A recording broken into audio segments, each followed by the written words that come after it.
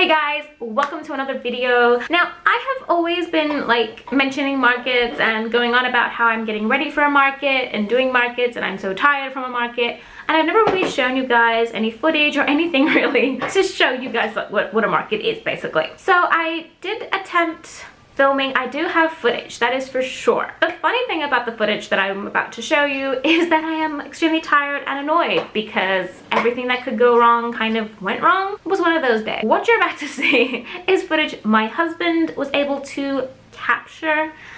I will admit it was probably not how I would have imagined it 100%, but I'm quite happy with him helping me out and actually doing that in the first place. I thought it was cute. First things first, preparing for markets starts probably 2-4 weeks in advance. It kind of depends on the market. When it comes to the market day specifically itself, the night before, I always prep the boxes with my supplies and everything I'm going to need for the market day, just to have them all ready to go so that we can load up the car in the morning, because we usually have to load in the morning because my husband has like all his tools and stuff from work, and he will either unload the car late at night and then be too tired to load it. It always ends up in the morning. I try preparing as much as possible from the night before, so like laying out clothes and preparing snacks, breakfast, anything I can do. I didn't really manage to do everything I wanted this time around, which probably started that process. So the night before, I usually try and get to sleep as early as possible because on the day of the market, I have to wake up at around 5:30 and be out of the house by 6:30 so that we can arrive at the market around 7 a.m.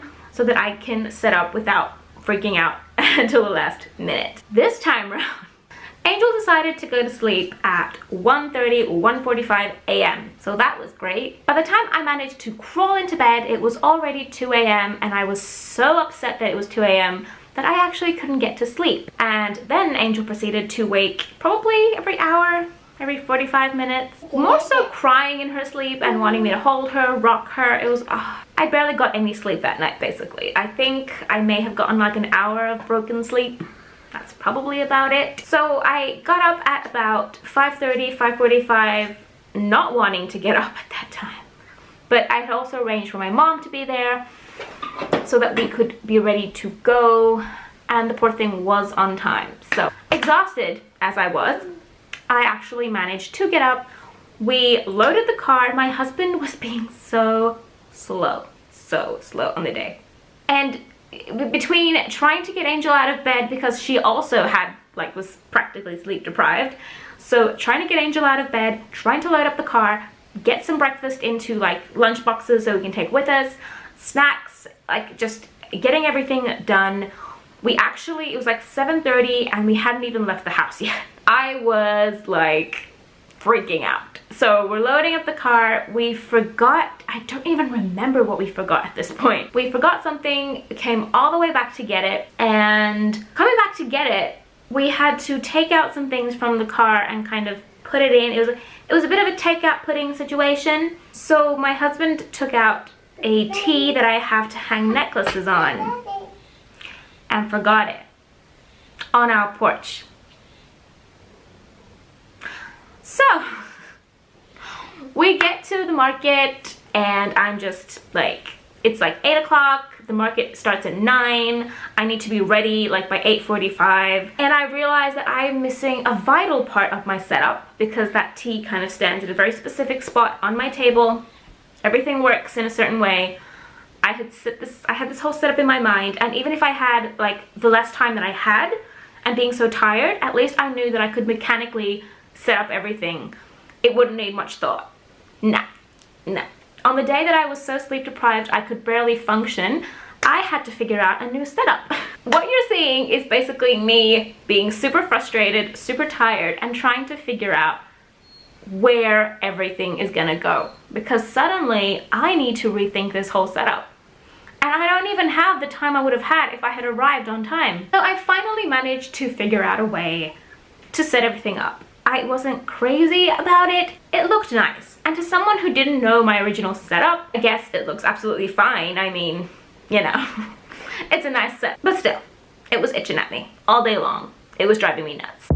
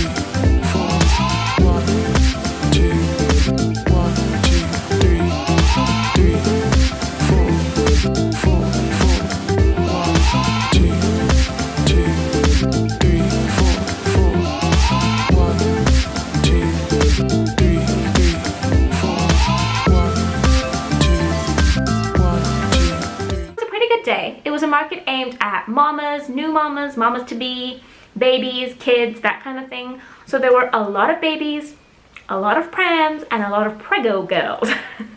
Like bellies and newborn bubs everywhere. It was like pregnancy galore in there. So after spending my entire day standing up, utterly exhausted, I ate nothing, I drank nothing all day long. It was just one of those days where it was not happening. I was so tired. We finished the market. The market went well. I'm grateful that it went well, because after all of that, if it didn't go well, I'd probably be utterly devastated. So market was over and done with, and we finally were able to pack up and just go.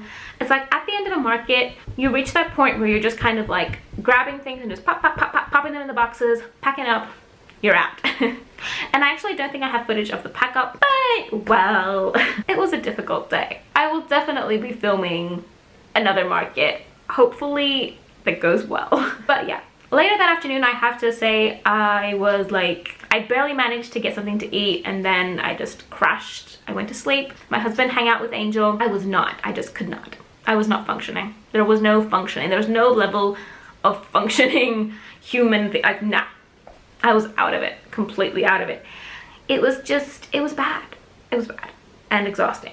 And the next day was when I tested, and you guys saw me utterly exhausted, so that's a thing. It was a very difficult market. It was difficult because I had to, because of the sleep deprivation, lack of sleep, lack of food, I was dizzy, I was not okay, and I had to figure out how to set up my things within a small amount of time, because we were also running late. So everything pretty much just went kaboom, kaboom. I did manage it, I did survive it, and I know from now I'm going to actually force my husband to pack the car from the night before. I don't know, I need to really take a look at the preparation stages before markets, because Christmas markets are picking up from the end of October until mid-December. I am pretty much back to back markets constantly. And I even think I have a couple that are one's on a Friday night, one's on a Saturday morning. Don't know how I'm gonna do that. But yeah, it's a season when markets are really when I'm actually making money from these markets. So it's a time when I really want to go and do them. And I'm probably not gonna do markets during the winter months again, because winter is just a tricky time. I will definitely be filming another market for you guys, market vlog, a proper market vlog. I'll try and talk in it as well. We'll see how it goes. I might bring my tripod and just kind of set it up so I can show you my entire setup, as well as pack down. But I don't know, I need to be very careful, because of course there are other people setting up around me, so I don't want to, cause issues. But let's see how it goes. We'll work it out. Moving is on, about to begin, basically. We're not moving just yet. I still need to go through the whole place and do the condition report, which is going to take forever. But oh my gosh. So, empty house tour coming very, very soon. I've got a lot of videos planned. I don't know how testing videos are gonna go this cycle, because I don't even know if I'm gonna do them at all. It's a crazy cycle with all the moving and stuff, so I don't know what I'm gonna do. I might actually manage to do everything normally, which we'll see. Until the next one. Bye guys.